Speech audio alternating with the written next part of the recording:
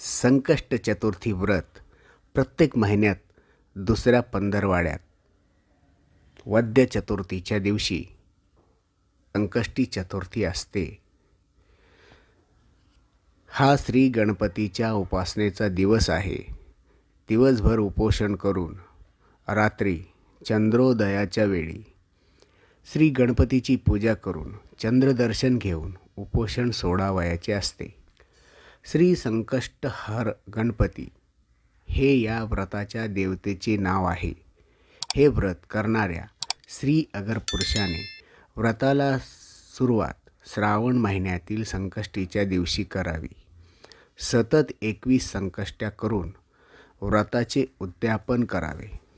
काही जण इच्छा पूर्ण होईपर्यंत तर बहुतेक जण सततच संकष्टीचा उपवास करतात.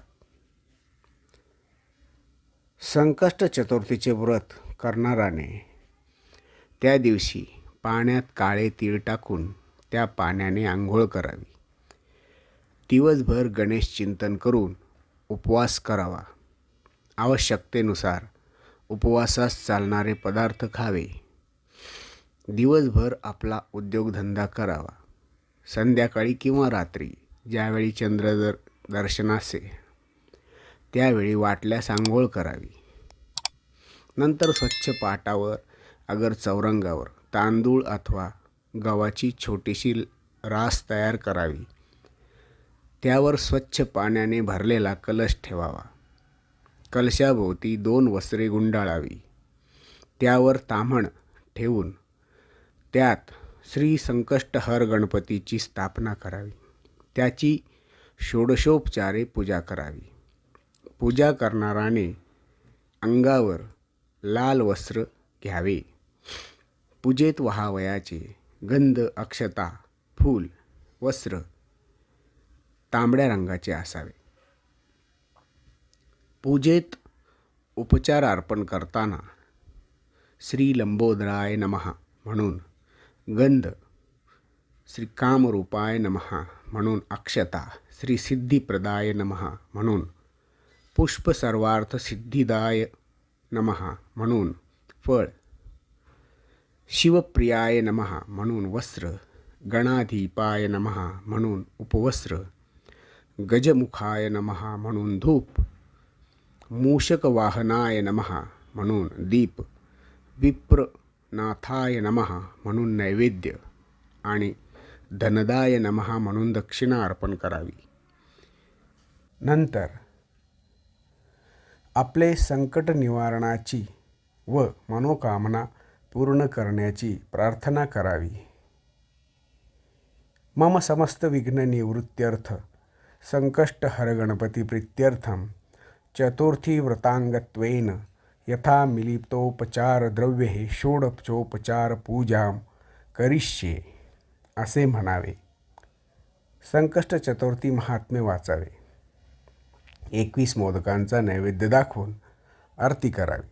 आरती झाल्यावर अशुद्धमते रक्तं वा द्रव्याहीनं मया कृतं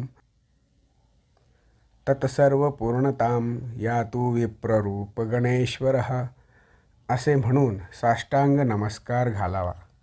नंतर चंद्रदर्शन करून चंद्राला अर्घ्य, गंध, अक्षता, फुले वाहून त्याची पूजा करावी. रोहिणीनाथाय नमः म्हणून नमस्कार करावा. नंतर उपोषण सोडावे. जेवणात मोदक असावे. गोड पदार्थ असावेत. खारट आंबट पदार्थ नसावेत. चंद्रोदयाची वेळ पंचांगात दिलेली असते. जेवण झाल्यानंतर उत्तर पूजा करून मूर्ती अगर तसबीर उचलून ठेवावी. धान्य वापरात घ्यावे. पाणी तुळशीत ओतावे. संकष्टी चतुर्थीची कथा आता आपण पाहू. एकदा गणपती उंदरावर बसून घाईघाईने जात असताना घसरला. तेव्हा त्याला चंद्र उपहासाने हसला. ते पाहून गणपतीला चंद्राचा फार राग आला. गणपतीने चंद्राला शाप दिला की आजपासून तुझे कोणी तोंडही पाहणार नाही. जो कोणी पाहिल त्यावर खोटा आळ येईल. शेवटी चंद्राने मोठे तप करून श्री गणपतीला प्रसन्न करून घेतले. चंद्राच्या तपामुळे व सर्व देवांनी प्रार्थना केल्यामुळे गणपतीने चंद्राला शापातून मुक्त केले. पण वर्षातून एक दिवस भाद्रपद शुक्ल चतुर्थीच्या दिवशी म्हणजेच गणेश चतुर्थीच्या दिवशी तुझे तोंड कोणी पाहणार नाही आणि जो कोणी पाहिल त्यावर त्या वर्षी खोटा आळ येईल असे सांगितले. त्यावर चंद्राने प्रार्थना केली की जर कोणी चुकून गणेश चतुर्थीच्या दिवशी माझे तोंड पाहिले तर खोटा आळ येऊ नये म्हणून त्याने काय करावे. तेव्हा गणपतीने सांगितले त्याने संकष्ट चतुर्थी व्रत करावे म्हणजे खोट्या आळातून त्याची मुक्तता होईल. श्री गणेश चतुर्थीच्या दिवशी चंद्र पाहिल्यामुळे श्रीकृष्णावर स्यमंतक मणी चोरल्याचा खोटा आळ आला होता.